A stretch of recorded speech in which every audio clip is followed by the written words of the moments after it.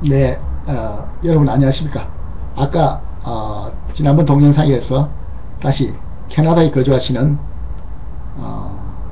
전광병 예비역 공군 소령님의 한국전쟁 참전 수기 한국전쟁을 계속 낭독해 드리겠습니다.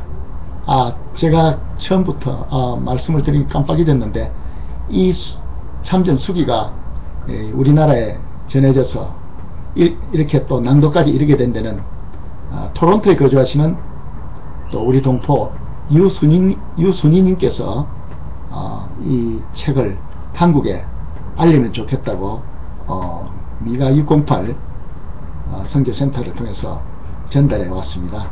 그래서 제가 이 책 300권을 기증받아서 지금 그동안 배포할 기회를 보다가 우선 본대에서 이제 행사들이 생길 때 그 틈을 봐서 이제 배포하기로 하고, 일단 지금 지난 주말부터 읽기 시작했습니다.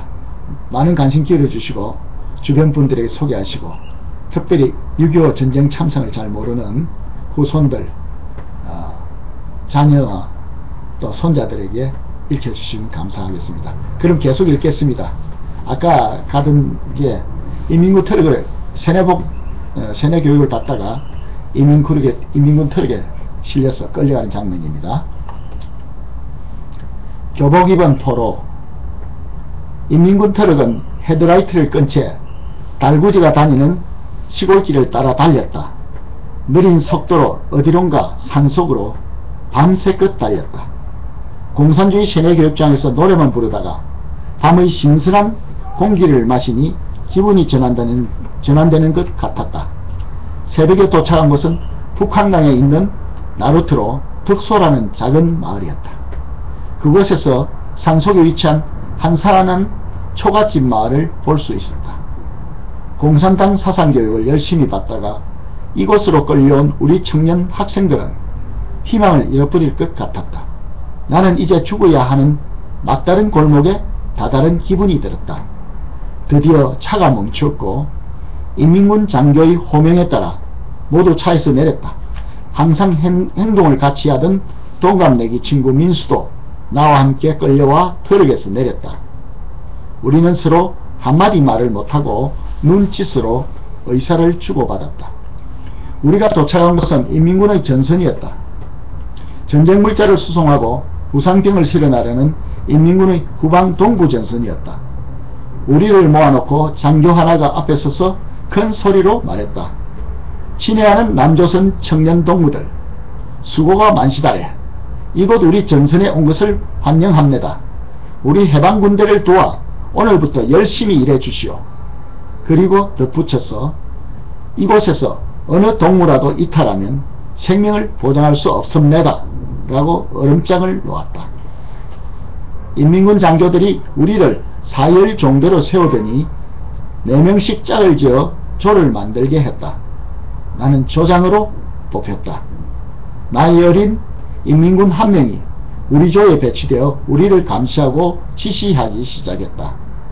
그 인민군은 나이가 어려서 15살 정도밖에 보이지 않았다. 이런 어린 아이가 언제 어떻게 군인이 되어 군사훈련을 받고 38선을 넘어왔는지 신기하기만 했다. 이곳으로 납치당해 온 우리 60여 명은 이미 모두 기가 죽어 있었다. 공산당 사상교육을 열심히 받고 있던 우리가 하루아침에 인민군의 전쟁터에 끌려온 것이었다. 학생복을 입은 채로 전쟁포로가 된 셈이었다. 정말 이곳에서 죽어야 한다는 막다른 강박감에 몸을 떨었다. 나는 눈을 감고 2달 전에 헤어진 부모 형제 얼굴을 떠올렸다. 시골 아줌마들이 밥을 해서 큰 함지박에 담아 머리에 이고 와서 인민군이 지시하는 장소에 내려놓았다. 우리들은 이미 몇 끼를 굶어 매우 허기진 상태였다. 크기가 각각 다른 큼직한 바가지에 꽁보리밥을 수북이 담아서 우리에게 건네줬다. 우리 조의 4사람은 고추장을 펴서 꽁보리밥을 골고루 비비기도 전에 머리를 맞대고 다투어 퍼먹었다. 정말 꿀맛이었다. 밥을 지어 온 시골 아주머니들은 미친듯이 퍼먹고 있는 교복 차림의 우리들을 바라보고 눈물을 글썽였다. 인민군이 이처럼 농촌 여자들을 부려먹고 있었지만 그 부녀자들은 부역의 고통보다 흑의에 걸신 들린 우리들이 척은해 보였던 것이다. 식사를 마친 우리 4명에게 나이 어린 인민군 하나가 따라오라며 앞장섰다. 벌써 날이 밝아 아침 햇살이 따가웠다. 그는 오막살이 초가집 아랫방으로 우리를 밀어 넣었다. 깨울 때까지 마음 놓고 잠을 자라고 했다. 우리는 골방에 기어들어가 곧장 쓰러져 오랜만에 낮잠을 잤다. 해질 무렵 우리 조를 책임진 인민군이 우리를 소리쳐 깨웠다. 그는 따발총을 거꾸로 메고 우리를 지켜보고 있었다. 자기를 따라오라 하고 앞장을 섰다. 그리고 우거진 정자나무 아래로 우리를 데려갔다. 넓은 마당에는 어제 끌려온 우리 동료들이 4명씩 조별로 줄지어 서 있었다. 기마병용 가죽군화를 신은 건장한 인민군 장교 한 명이 나와서 우리에게 작업 지시를 했다. 주위에는 많은 인민군들이 서서 우리를 지켜보고 있었다. 그때까지도 왜 우리를 이곳까지 끌고 왔는지 알 수가 없었다. 우리는 북한으로 끌려가는 줄만 알고 있었다. 이미 해는 서산해지고 어둠이 밀려오고 있었다. 우리의 작업이란 어두움을 틈타 부상병을 나르는 일이었다. 낮에는 미국 공군 전투기의 공습 때문에 움직이는 물체는 모두 공격을 받았다. 인민군들은 우거진 솔밭이나 초가집에 들어가 숨어 있어야 했다. 차량이 움직이거나 전쟁 물자를 수송하는 일은 일몰 후에 가능했다. 미 공군 정찰기는 24시간 저공으로 날아 인민군 부대의 활동을 정찰했다. 인민군들의 움직임이 그들의 눈에 발견되기만 하면 곧바로 미 전투기의 공격을 받았다. 우리에겐 조별로 부대 조각을 꿰매서 만든 별것이 하나씩 분배되었다. 임시막사에는 수많은 인민군 부상병들이 신음소리를 내며 죽어가고 있었다. 별것에 이들을 실어 4사람이 어깨에 메고 한강물을 헤치고 건너가야 했다. 이곳 북한강 덕소나루터에서 강 건너편 언덕의 기차굴까지 터널까지 인민군 부상병을 별것에 실어 운반하는 것이 우리의 임무였다. 강을 건너 돌아올 때는 더 무거운 실탄박스를 어깨에 메고 와야 했다. 주된 임무는 낙동강 전투에서 살아남은 부상병들을 신속히 북으로 운반하는 작업이었다. 한쪽 팔과 다리가 떨어져 나간 부상병, 얼굴이 피투성이가 되어서 붕대로 머리를 감은 부상병, 눈이 멀어 보지 못하는 부상병도 있었다. 목숨만을 유지하고 있는 가지각색의 위급한 부상병들을 북한으로 운반하는 작업을 나는 열심히 했다. 배꼽까지 차오르는 한강물을 건널 때는 가능한 한 얕은 곳을 찾아야 힘을 들 수 있었다. 그러다가 4사람 중 한 명이라도 헛디뎌 넘어지면 별것에 실린 인민군 부상병이 떨어져 물에 빠지기도 했다. 화가 난 부상병들은 갓나이 새끼들 죽어야 알간 하고 우리에게 욕을 퍼붓기도 했다.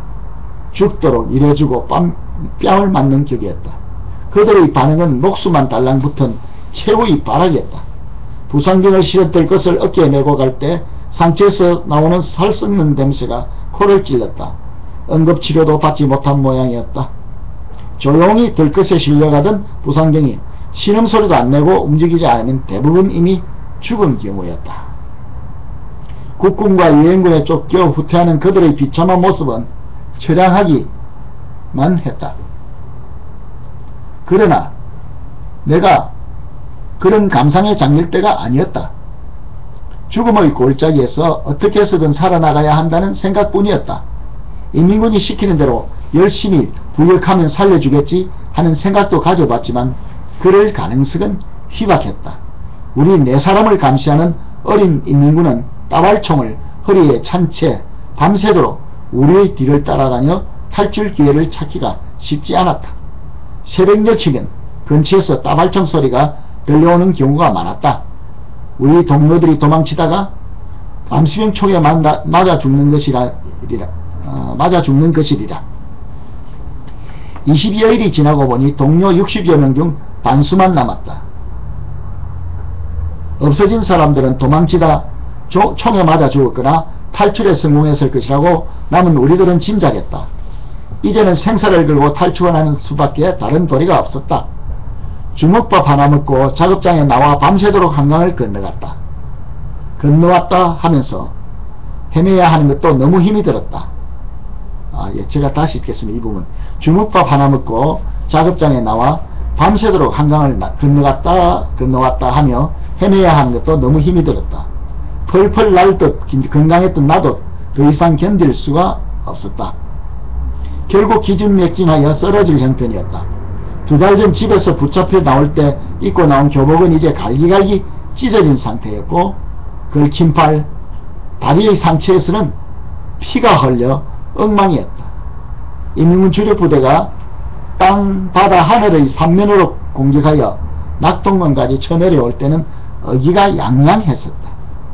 기습공격으로 자유의 나라 남한 땅을 흡수, 공산화하려 했지만 김일성의 군대는 이미 뜻을 이루지 못하고 이제 도망치는 꼴이 되었다. 하나님의 천벌을 받은 것이었다. 지금 여기까지 일단 읽겠습니다.